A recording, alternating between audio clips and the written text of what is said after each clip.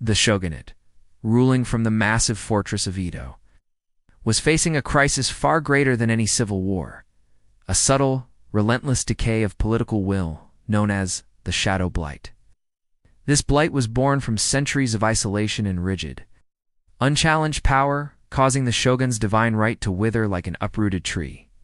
Shogun Masamune, a man whose ambition had once been boundless, now felt the cold dread of an evaporating mandate, his control slipping through his fingers like fine sand.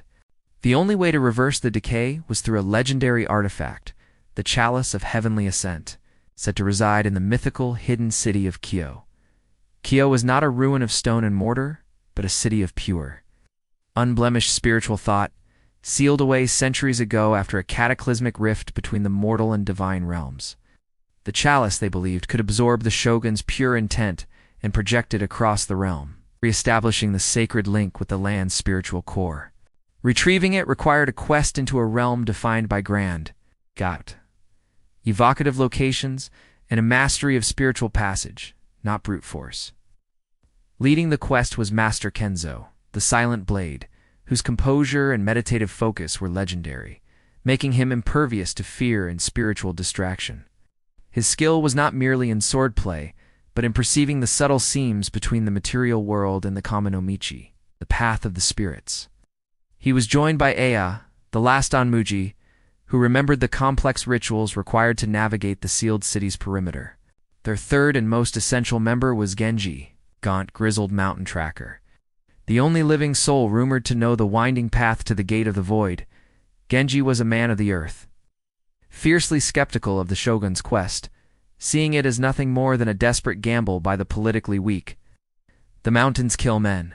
Master Kenzo, Genji rasped, adjusting the ropes on his pack. The gods merely confuse them. I trust the rock, not the relics. Kenzo listened respectfully. They needed Genji's pragmatic skill to survive the initial, treacherous approach before the spiritual tests began. The journey led them high into the peaks of the Serpent Mountains, to a hidden ridge perpetually shrouded in dense, unnatural white mist. This mist was the first defense, a manifestation of the city's spiritual isolation, disorienting and feeding on the doubts of the intruders. Aya deployed her spiritual compass, a lacquered disc spinning erratically in the thick fog, desperately seeking the harmonic frequency of Kyo. Kenzo relied on his internal stillness, moving as if the ground beneath him were always solid, ignoring the chilling whispers that promised an easy return. The gate is close, Aya whispered, her voice barely audible through the roaring silence of the peaks. The spirits of isolation are tightening the siege. Genji finally pointed to a massive, moss-covered toria gate, impossibly perched on a sheer cliff face, its timbers glowing faintly with ancient contained energy. This was the Gate of the Void, the definitive moment where the realm's political history crossed into its spiritual history. Aya began the complex kanji sequence, etching characters of passage onto the stone, coaxing the gate to open, a process that felt like prying open a god's eye. With a low, grinding sound that vibrated more in the soul than the ear, the space beneath the torii dissolved, revealing not a tunnel, but a silent, perfectly clear mountain pass, bathed in eternal twilight. They stepped through the gate and into the hidden city of Kyo. The air was thick with the scent of ozone and time. Kyo was breathtaking. A massive, terraced city carved directly into the heart of the mountain, lit by phosphorescent moss and the pale silver glow of the concealed sky above. The city was immaculately preserved, its stone streets pristine, its lacquer buildings untouched by rust or decay, a testament to the power of spiritual stasis. It was a grand, evocative location, silent and waiting, perpetually frozen at the moment of its sealing. But the silence was oppressive.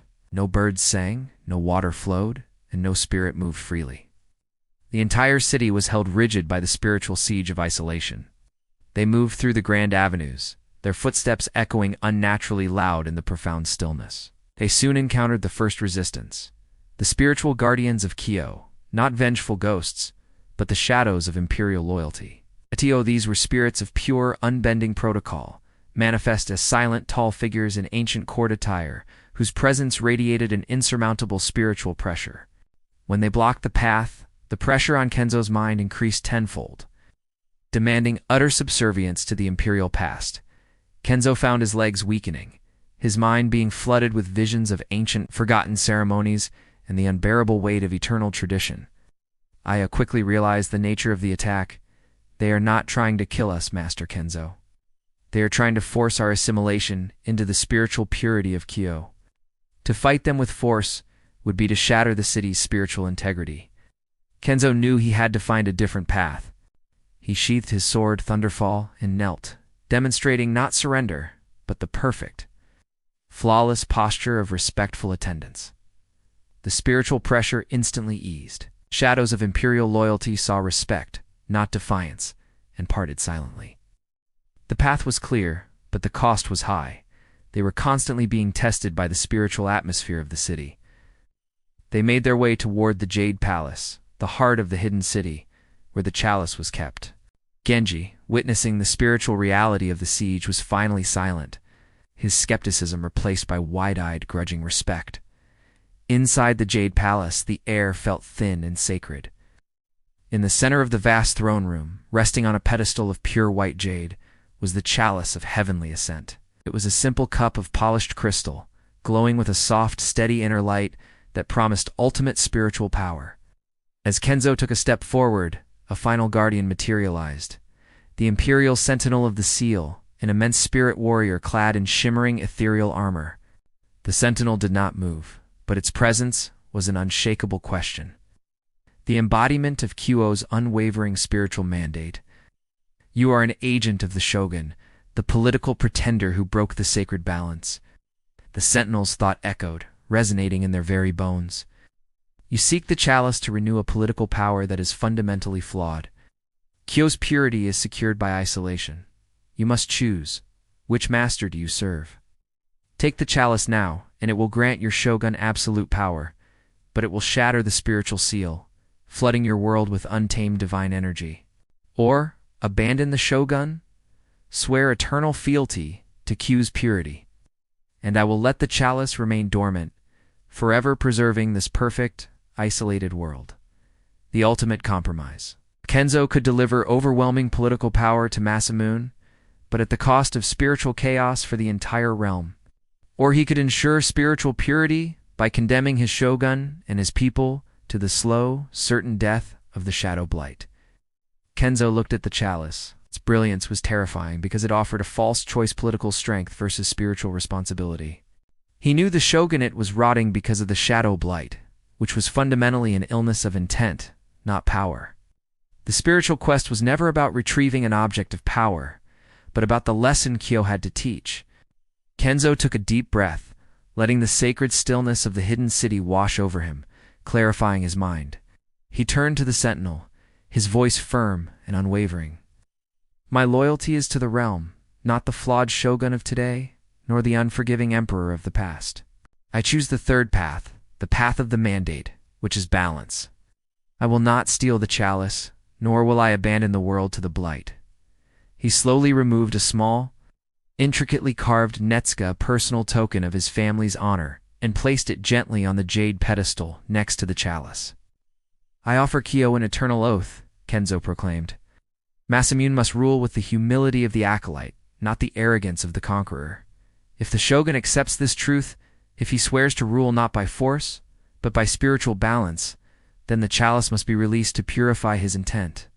The sentinel's immense form wavered, caught between the rigid protocol of the imperial past and the selfless honesty of Kenzo's sacrifice. A selfless offering. A true spiritual mandate, the sentinel acknowledged, the pressure in the room finally receding to a bearable level. Before the sentinel could respond, Aya stepped forward, her ceremonial robes rustling, her own personal sacrifice ready. The shogun's fault was isolation, she added, her voice strong. The ancient city's strength is also isolation. Both must end for the realm to live. Masamune will not just rule. He will integrate the spiritual history of Kyo into the political future of Edo. He will rule with Kyo in his heart. The sentinel looked at the Netsuki, the small, insignificant wooden token representing the surrender of personal honor to a greater cause. The siege is lifted. The shogunate is weak, but its emissaries are pure. The chalice is given on the condition of an eternal oath of balance. The sentinel then did something unexpected. It dissolved, not in a flash of light, but as a fine, pure gold dust that settled over the chalice. The chalice of heavenly ascent immediately glowed with brilliant, pure white light, accepting the promise and the sacrifice. Kenzo cautiously approached the pedestal and lifted the chalice. It was incredibly light, feeling like a vessel of pure air and intention.